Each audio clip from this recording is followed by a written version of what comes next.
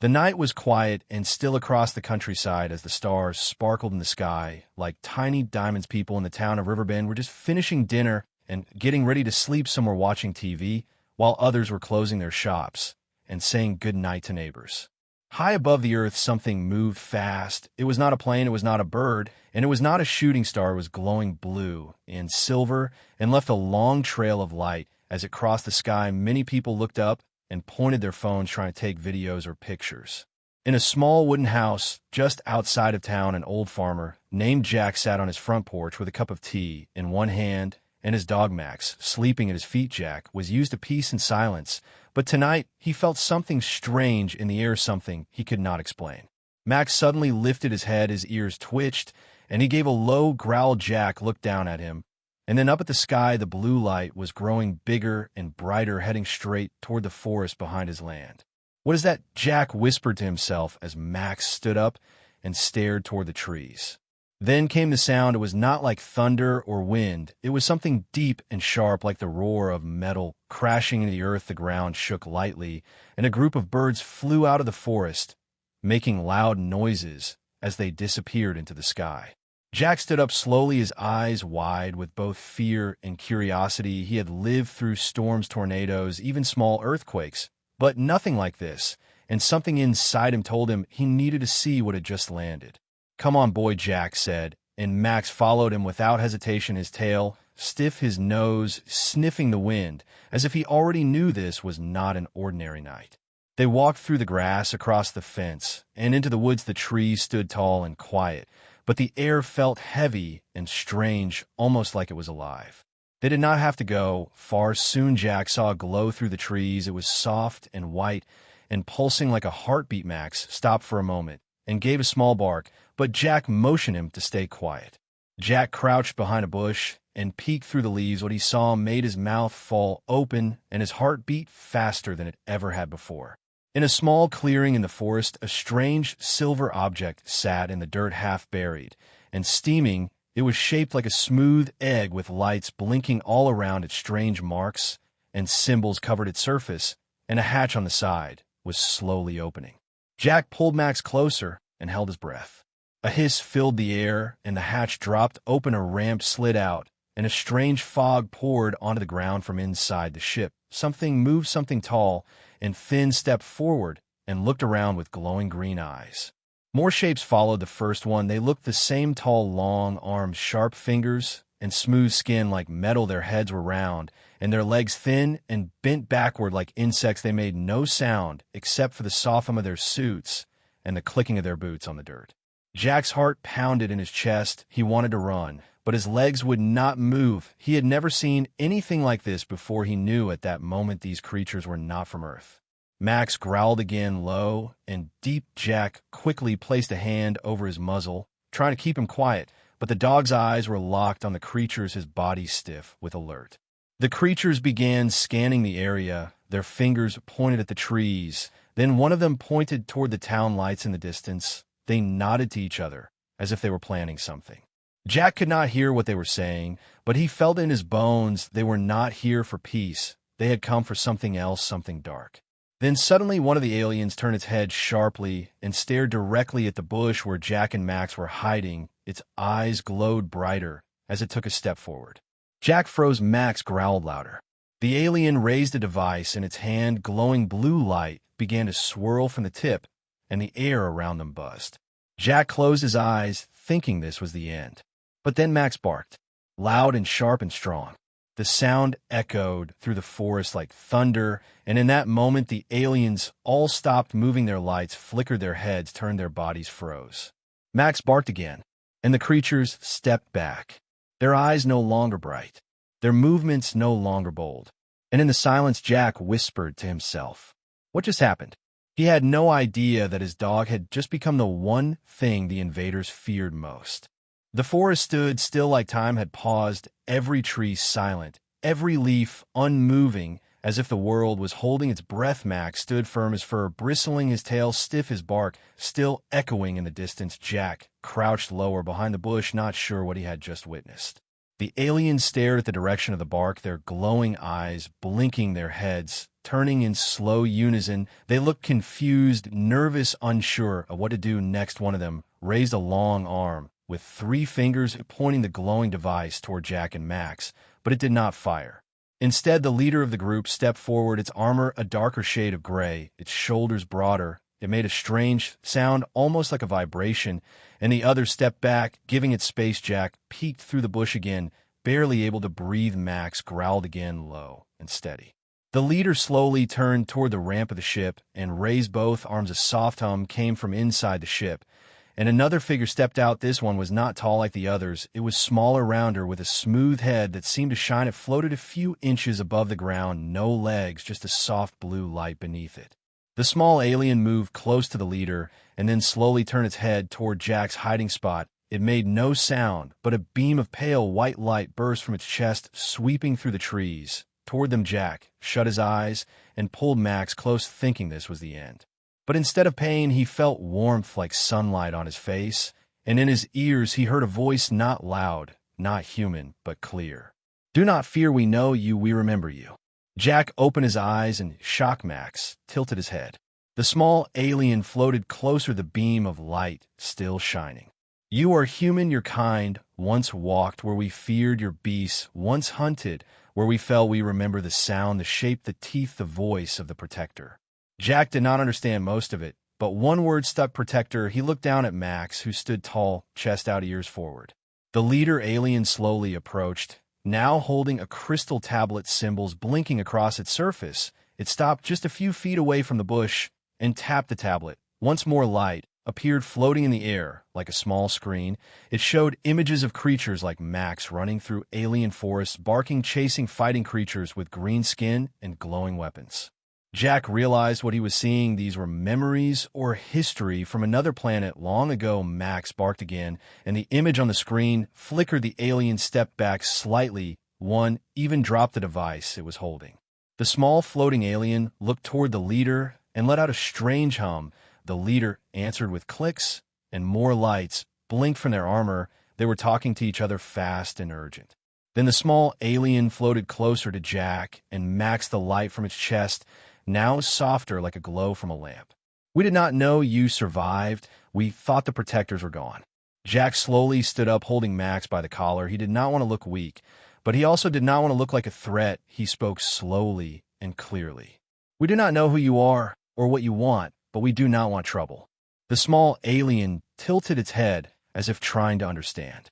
"You are human. This is your home. We thought it was empty. We came to take, but now we find a protector still lives." Jack raised his eyebrow. Max gave a sharp bark again, and the aliens flinched like the sound hurt them, not their bodies, but their memories. The leader turned back toward the ship and made a deep growling noise. Unlike before, it was a sound of frustration or fear. The rest of the aliens began backing away into the forest, heading toward the ship, leaving deep prints in the soil. The small alien hovered for a moment, then slowly said, "We will not fight here, not now, not against the protector." Then it floated back to the ship as the rest followed. Jack watched them go, his heart still racing. Max stood still like a statue, eyes never leaving the strange group. The ship's lights began to glow brighter, and a humming sound filled the forest again. Dust and leaves swirled in the air as the ship lifted slightly above the ground. But it did not leave. Instead, it hovered just above the trees like it was waiting.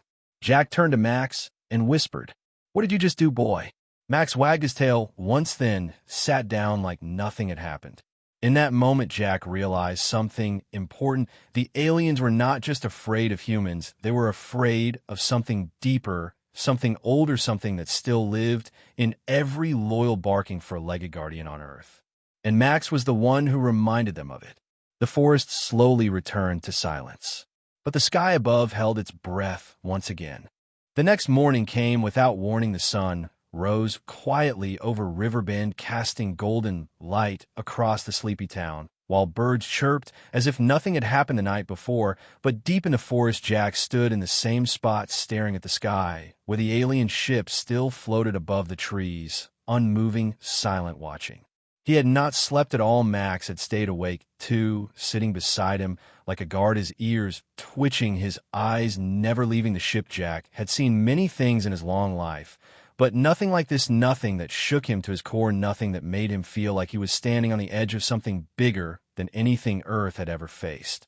As the town woke up, people noticed strange things: no phone signals, no satellite TV channels, and no airplanes flying overhead. The sky looked normal, but something was wrong. The power flickered, traffic lights failed, radios only played static. A few people gathered near the local diner, whispering and asking questions. Nobody had answers.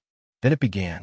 From the corners of the sky, dark shapes appeared slowly. At first one, then three, then 10 massive ships, each shaped like a blade, spinning slowly and glowing with a dark red light. They moved with silence and purpose, covering cities around the world, not just Riverbend. They were everywhere, over London, Tokyo, New York, Islamabad, Cairo, and Rio. People screamed, some ran into buildings, some grabbed their phones and started recording. The dark ships blocked the sun, casting long shadows that stretched for miles across the earth. The world had been invaded not by one ship, not by one group, but by an entire fleet.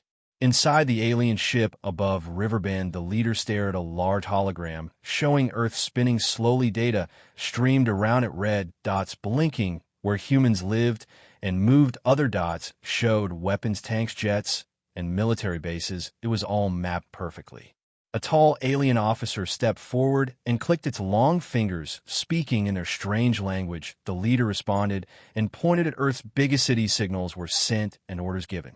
Earth must fall. The aliens had waited long enough. They had watched humans build cities, grow in numbers, create machines, and spread across the planet. But the aliens had also seen something else, something they feared deep in their memory, the sound that shaped the spirit of the protectors. And one of them still lived. In Riverbend, the leader raised its hand and paused, thinking of the dog that had barked the night before. Its mind echoed with that sound, a sound buried in ancient war records, the protector. Still, they had orders to conquer Earth, and they could not wait. Across the world, the invasion began. Large alien machines dropped from the sky, each landing with a shockwave that shattered glass and shook the ground. Long legs unfolded, and weapons emerged, glowing with blue energy. People ran as the machines moved through the streets, scanning buildings, destroying tanks, and silencing resistance. But one place was untouched: Riverbend. The leader of the ship refused to attack it, even when other commanders sent messages demanding action. Even when the main fleet asked for updates, the leader said the town was empty, unimportant, not worth attention. But it was a lie. The leader hesitated because of Max. Inside a command base miles away, Earth generals watched the screens showing destruction and chaos. They spoke fast, shouting orders, trying to understand how the aliens knew so much and moved so quickly. One general looked at the screen showing Riverbend and frowned. Why is that town still quiet? He ordered a drone to fly over and scan the area. The drone zipped through the sky and reached Riverbend in minutes, passing over trees and houses, heading toward the forest where Jack and Max stood. Max lifted his head and barked once. The drone shut down instantly. Its lights faded, and it crashed into the trees like a rock from the sky. Back at the command base, alarms rang, and engineers stared in shock. The signal was gone, the drone destroyed. That town is protected, the general whispered without knowing why. Meanwhile, Jack walked slowly through the forest with Max by his side. He felt the earth tremble under his feet from distant battles. He saw smoke in the sky far away, but nothing came near Riverbend. Nothing entered the forest. He reached the field where the ship hovered and waited. The leader stepped out again, slowly this time, without weapons, without armor, just wearing a simple robe of black and silver. It stared at Jack and then at Max. You're not just a dog, you are something older, something we forgot. Jack nodded. He did not understand their words, but he understood their fear. He saw it in their eyes. The leader raised a hand, and a beam of light appeared, showing images of war, destruction, loss, and finally peace, followed by a dog standing over a defeated enemy, its eyes glowing, its fur covered in dust and light. We thought we could win again. We were wrong. Jack looked at Max, who simply wagged his tail and yawned like nothing special was happening. The leader turned and walked back into the ship. The door closed behind it, and the engines glowed softly, but the ship did not leave, not yet. Earth was still under attack, but something had changed. Something small, something powerful had reminded the invaders that some forces on Earth were not meant to be conquered. The Protector still lived, and Earth was not so weak after all. The ship still hovered in the sky above Riverbend, its smooth surface glowing like a silent moon as the rest of the world burned with fire and panic in every city. Buildings shook, streets cracked, and skies rained sparks as alien machines walked tall through human defenses. But in Riverbend, everything stayed still, everything stayed untouched. Jack sat on the back porch of his house with Max beside him, watching the sky as more ships passed overhead. None of them stopped, none of them turned, not even to scan the area. Jack did not know why, but he had a strong feeling it was not luck, it was Max. Down the road, a group of black trucks arrived, kicking up dust. Soldiers jumped out, scanning the area with weapons ready, and eyes sharp. Their commander was a woman with short hair and a voice like thunder. She marched up to Jack without fear and asked one question. Why is this town the only safe place left on Earth? Jack looked at her and then at Max, who wagged his tail slowly and barked once. The soldiers watched the dog carefully. One of them stepped forward, holding a tablet, showing strange readings, lines and signals and symbols that danced across the screen. The soldier looked confused and a little scared. This dog is doing something. The signal around him is not natural. It is blocking everything. The commander frowned and knelt in front of Max, holding out her hand. The dog sniffed it once and gave a short growl. The woman pulled her hand back slowly and stood again, turning to her team. Keep your distance. This is not just a dog. They set up a small base near the forest, using trucks and tents and towers to scan the skies. Every time Max barked, strange signals showed up. Every time he growled, the ship above made a sound like a hum of warning. Scientists came next with long coats and shiny tools. They scanned Max's fur, his paws, his breath, even his eyes, but nothing explained the energy around him. Nothing showed how he could affect machines, satellites, or alien ships. One of them even tried to test a small drone near him. The moment the drone buzzed, Max stood up and barked loud and sharp. The drone fell from the air, instantly dead, like the bark had cut through its wires. The scientists looked at each other, then at Max with wide eyes. One whispered something that made Jack turn his head. He is not just alive, he is a signal, a memory from another time. Jack did not know what that meant, but he knew one thing: his dog had become more than a pet. He was a symbol, and the aliens knew it. That night, the air grew colder, and the stars blinked brighter. A new ship arrived, this one larger and darker than the rest. It did not hover quietly. It roared across the clouds and stopped directly above Riverbend. Its shape was like a sword, and its presence filled the sky with dread. The soldiers pointed weapons. The scientists ran for cover, and Jack stood still, staring as the ship lowered slowly. Just above the treetops, the leader from before appeared again, walking down a beam of light, his hands empty, his face without armor. He looked at Max, then at Jack, then at the commander, and spoke in a voice that echoed without sound. You protect the Protector, but do you understand what he is? Jack said nothing. Max walked forward slowly without fear. The leader watched him closely and then knelt down, placing a strange cube on the ground. It opened, and a light shot into the sky, showing images of dogs running through alien cities, barking as ships fell and weapons shattered. In our past, your kind destroyed our strongest armies with sound and spirit. We thought they were myths until last night. Max barked once. The light flickered, and the ship above tilted slightly, as if in pain. The aliens had come with power, but now they faced something older, something wild, something pure, the spirit of the Guardian, the memory of defeat. The commander stepped forward, her voice steady, her eyes hard. Why are you afraid of this dog? The leader turned to her, his voice low and clear. Because they do not fear death, they do not fear pain, they fight without reason and protect without reward. They are chaos in a form we cannot control. Jack looked at Max, who sat calmly, as if none of this mattered. The world was changing around him, but he stayed the same, loyal, brave, ready. The leader stood again and looked at the sky, speaking into the air in a language no human knew. Signals shot from the ship into the clouds, and the stars above blinked in patterns. The commander's radio came to life with messages from other countries. The attacks are stopping. The ships are leaving. All over the world, alien machines stopped moving. Ships lifted from the ground, weapons shut down. People stepped outside and saw the sky clearing for the first time in days. In Riverbend, Max stood tall as the leader turned to leave, his voice soft like a whisper carried on the wind. Earth is not weak, because it has protectors that never die, they only wait.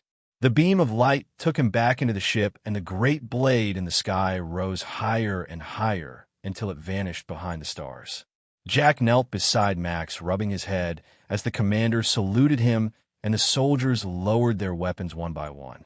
The world had been saved not by force, not by science, but by a dog who barked loud enough to make an empire remember what it feared most.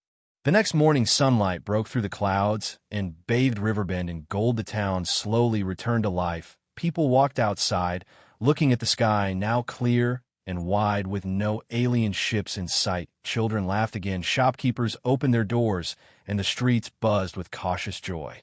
But the soldiers and scientists stayed. Their work was not finished. Something deeper had begun, something strange, something old.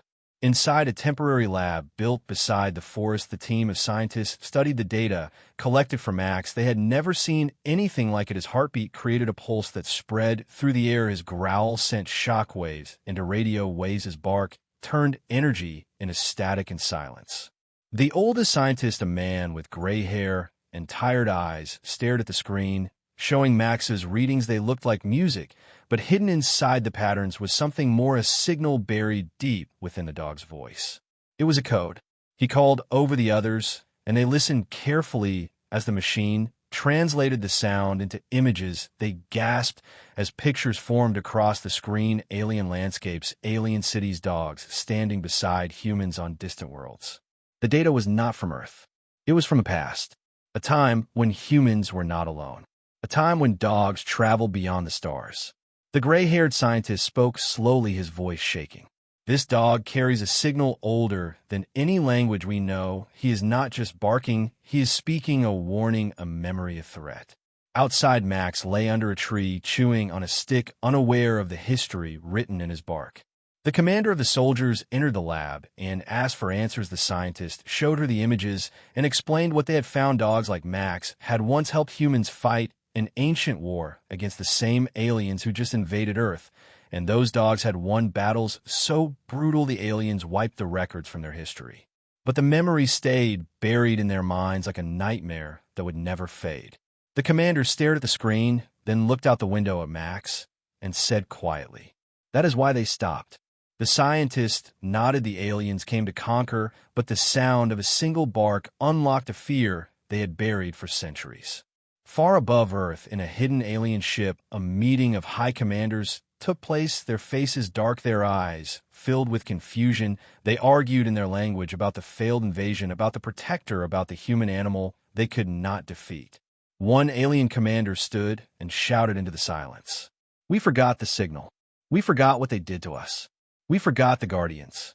He activated a screen that showed a battle long ago on a green world where dogs ran through alien armies, barking, howling, tearing through metal and fear. The aliens lost that day, and they never recovered. The memory had turned into legend, the legend into myth, the myth into silence.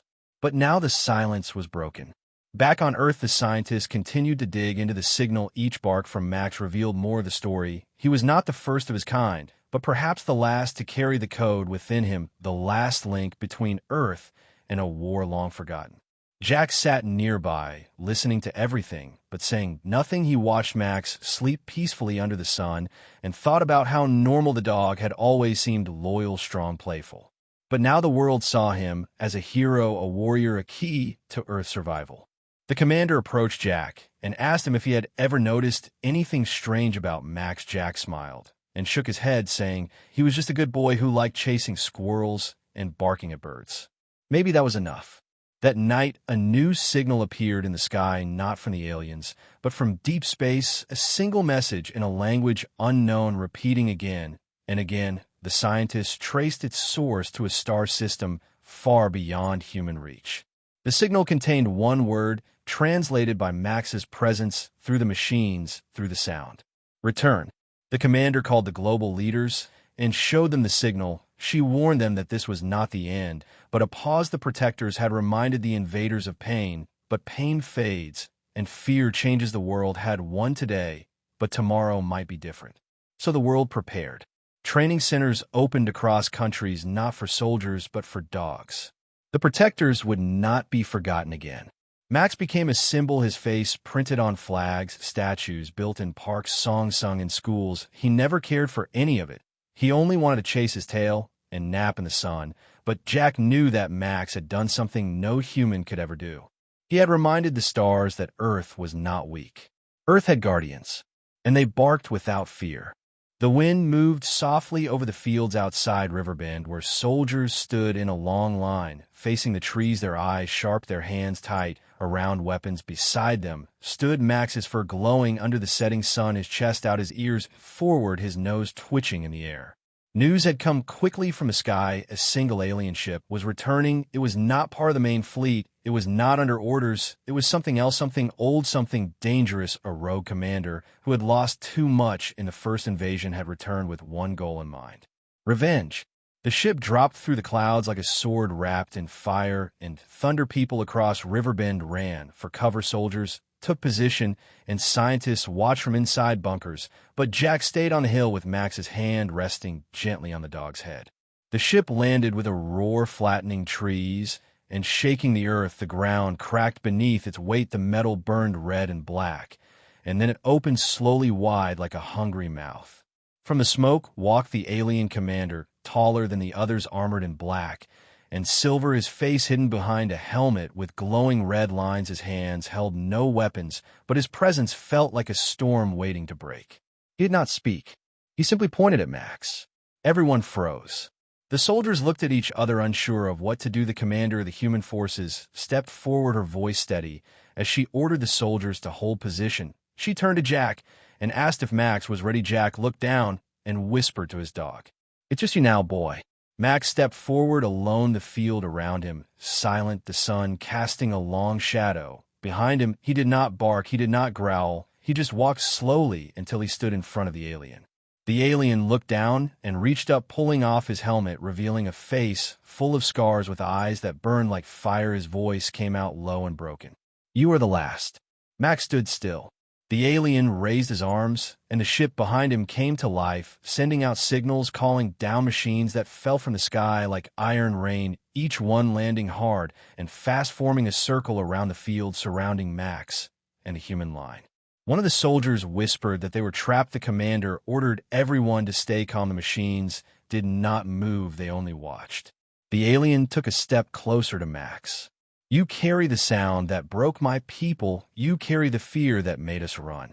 Max did not move. The alien's voice grew louder. "But I do not fear you. I will end your line. I will erase your signal. I will finish what was started long ago."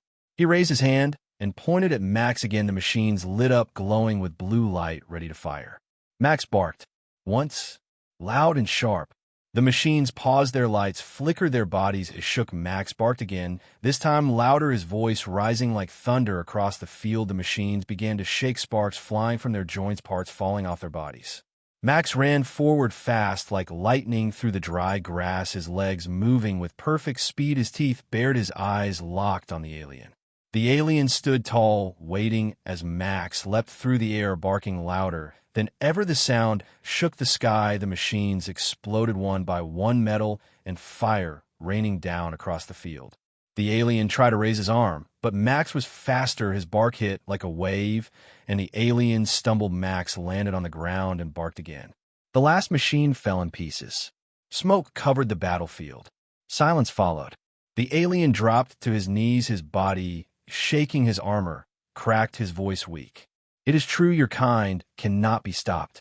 Max stood in front of him, his fur covered in dust, his breath heavy, his legs steady. He looked at the alien with calm, strong eyes and barked one final time. The alien lowered his head and spoke a single word. "Enough."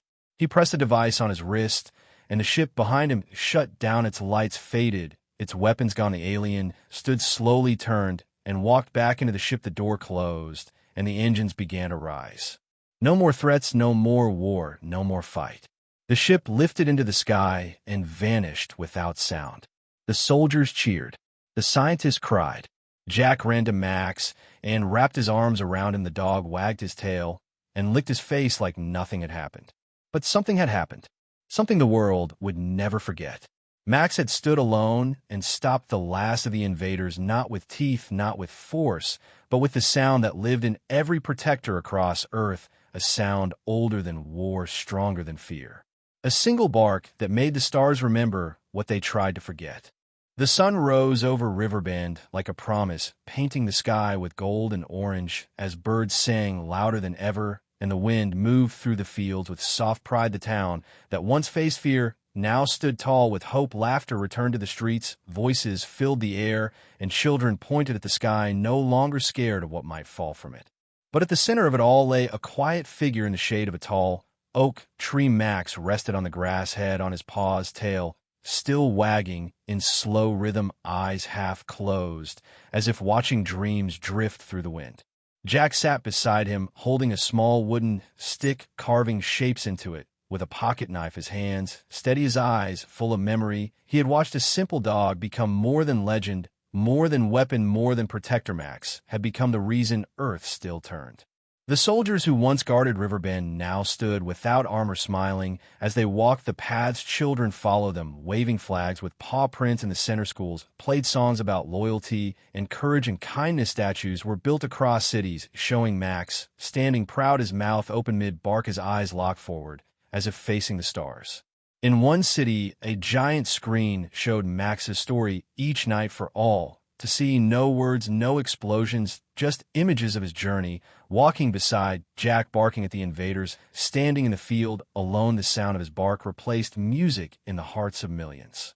But not everyone celebrated with cheers. Some asked questions, deep ones, quiet ones. How could a dog hold power greater than science? How did he carry a signal from ancient wars? Who built the memory inside him? What secret had Earth kept without knowing? Inside the secret base near Riverbend, scientists worked night and day, scanning every part of Max's story. They studied the sound waves from his bark, the energy from his heartbeat, the strange patterns in his dreams. They learned that Max was not made for war. He was born for love, and yet love had carried power greater than any weapon. They named the signal within him the guardian echo, a pulse that traveled through time, space, memory, an instinct, a pulse that awakened fear in the minds of invaders and hope in the hearts of humans.